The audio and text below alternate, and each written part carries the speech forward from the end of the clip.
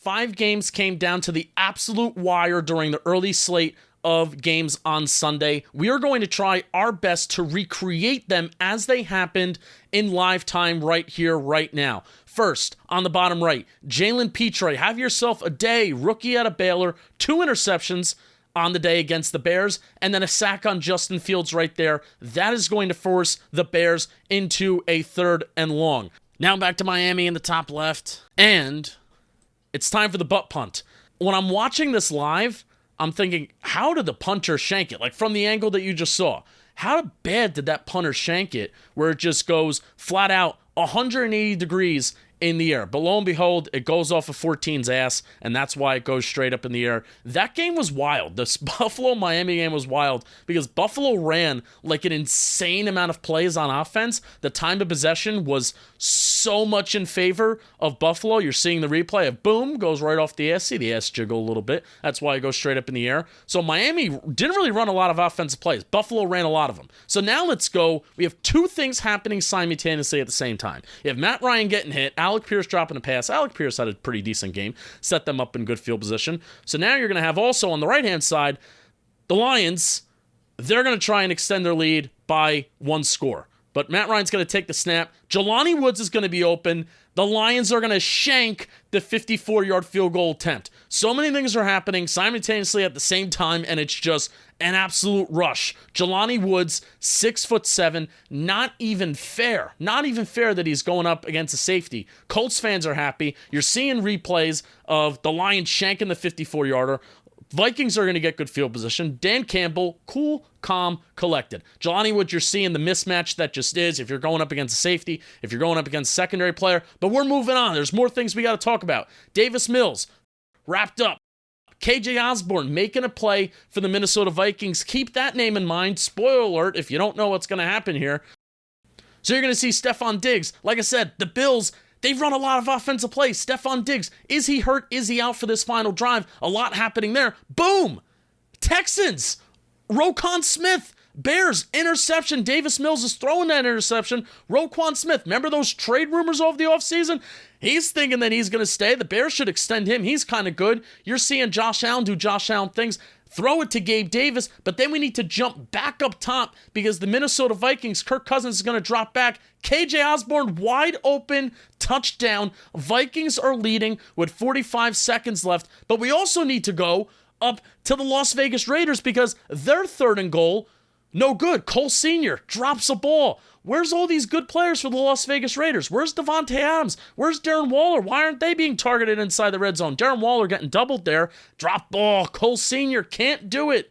I thought there was some questionable kind of play decisions there with the Las Vegas Raiders. Kind of just like these jump balls, these, not necessarily fades, but just you're going to bet on Cole Sr. and you're going to bet on like Matt Collins, for example. Spoiler alert again, on this 4th and goal, you're going to bet on these guys going up and getting balls. Josh Allen, he's going to take a snap. 3rd and 1. Move the chains, get out of bounds. Cool. Now 4th and goal. Raiders, this is the game. Touchdown. Mac Collins, the game can continue. You need the 2-point conversion to tie it up. There's still 1:14 left. You see Derek Carr doing some weird things with his hands. I love the nonchalant celebration that Mac Collins is going to give. Just shrug. Shrug the shoulders. Still work to be done. Throws that ball away. If Josh Allen doing more work on 1st and 10, he's going to take pressure. He's going to throw it away. You're seeing a replay here of the Raiders. Now let's take a breath. Patrick Mahomes has the ball back with 14 seconds left.